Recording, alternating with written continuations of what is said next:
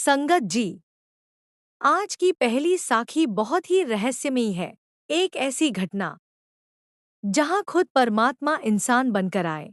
2 second pause. एक रात गुरु नानक देव जी एक छोटे से गांव में ठहरे हुए थे। चारों तरफ सन्नाटा था, ठंडी हवा चल रही थी।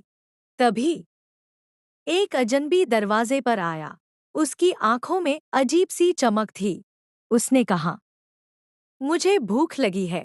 गुरुजी ने बिना कुछ पूछे उसे प्रेम से खाना दिया, जैसे कोई अपने ही घर का सदस्य हो। लेकिन संगत जी, असली चमत्कार तो सुबह हुआ। जब सब उठे तो वो अजनबी कहीं नहीं था, लेकिन जहां वो बैठा था वहां से एक दिव्य रोशनी निकल रही थी। गुरुजी मुस्कुराए और बोले, वो कोई आम इंसान नहीं था, वो खुद परमात्मा था जो सेवा की परीक्षा लेने आया था। अगर आप मानते हो कि भगवान आज भी परीक्षा लेते हैं, तो वाहेगुरु जरूर लिखो।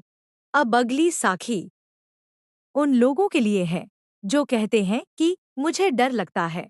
कुछ लोगों ने गुरुजी को परखने के लिए उन्हें आग के बीच बैठा दिया। चारों तरफ लपटें थीं। लोग सोच रहे थे, अब क्या होगा? लेकिन गुरुजी बिल्कुल शांत बैठे रहे, आंखें बंद, मन नाम में लीन। और चमत्कार देखिए, आग उन्हें छू भी नहीं सकी। जिसके अंदर नाम की शक्ति होती है, उसे दुनिया की कोई ताकत नहीं जला सकती। अगर आप भी नाम की शक्ति में विश्वास रखते हो, सतनाम लिखो। संगत जी, कभी कभी जिंदगी में ऐसा लगता है कि हम डूब रहे हैं। एक व्यक्ति नदी में गिर गया।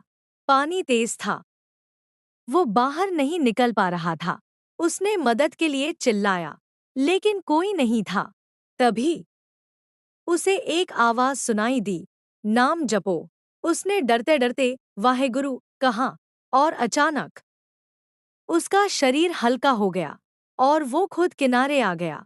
जब इंसान हार जाता है, तब नाम उसे बचा लेता है। अगर आपको लगता है कि नाम ने आपको कभी बचाया है, कमेंट करो। संगत जी, ये साखी सिर्फ कहानी नहीं है, ये सच्ची घटना है जो आज भी हमें सिखाती है कि देना क्या होता है।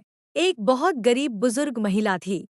उसके पास खाने के लिए भी मुश्किल से एक रोटी होती थी। एक दिन दरवाजे पर एक संत आए। उन्होंने कहा, माता, कुछ खाने को मिलेगा? उस बुजुर्ग महिला ने एक पल के लिए सोचा।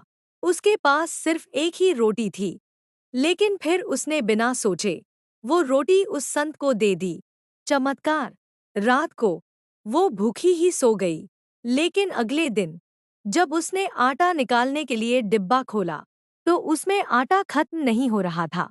जितना निकालती उतना ही फिर भर जाता। सच्चाई, संगत जी, वो संत कोई आम इंसान नहीं थे, वो थे गुरु नानक देव जी। उन्होंने उस महिला की सच्ची सेवा और विश्वास देखकर उसका घर भर दिया। आज हम सोचते हैं, मेरे पास क्या है देने के लिए?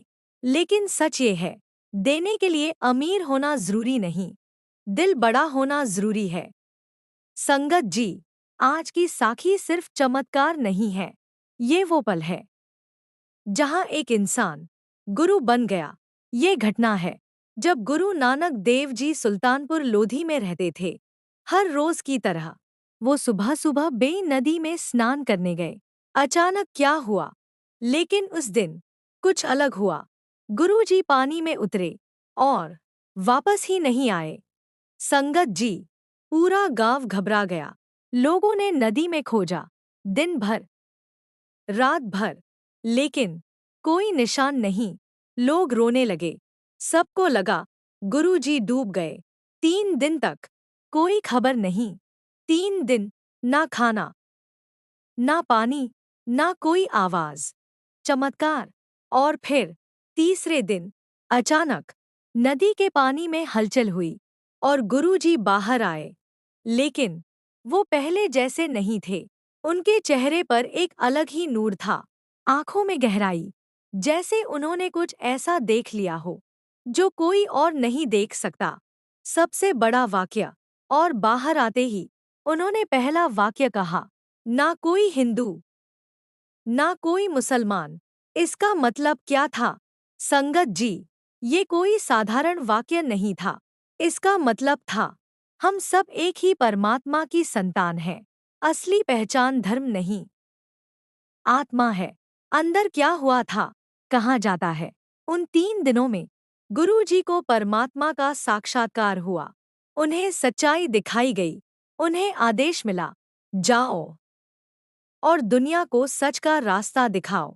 यहाँ लोग जुड़ते हैं। संगत जी, कभी कभी जिंदगी में हम भी डूब जाते हैं, प्रॉब्लम्स में, दुख में, कंफ्यूजन में। लेकिन अगर विश्वास बना रहे तो वही अंधेरा हमें नया जन्म दे सकता है। अगर आपको भी लगता है कि आपकी जिंदगी में बदलाव आने वाला है, तो वाहेगुरु जरूर लिखो।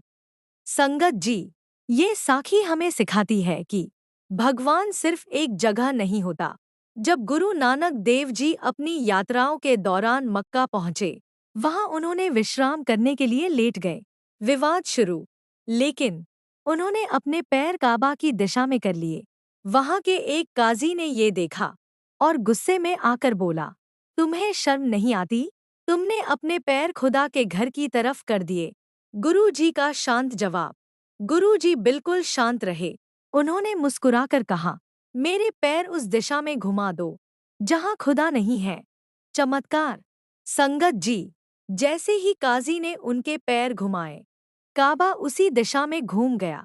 वो बार बार पैर घुमाता और हर बार काबा उसी तरफ दिखाई देता। सब हैरान।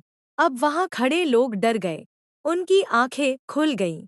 उन्हें समझ आ गया, खुदा किसी एक दिशा में नहीं, हर जगह है। संगत जी, हम आज भी लड़ते हैं, मेरा धर्म बड़ा, तेरा छोटा। लेकिन गुरु जी सिखाते हैं, ना कोई हिंदू, ना कोई मुसलमान, सब एक ही परमात्मा के बच्चे हैं। अगर आप मानते हो कि भगवान हर जगह है, तो एक ओंकार जरूर लिखो। जो भी सच्ची एकता में विश्वास रखता है, वाहेगुरु लिखो।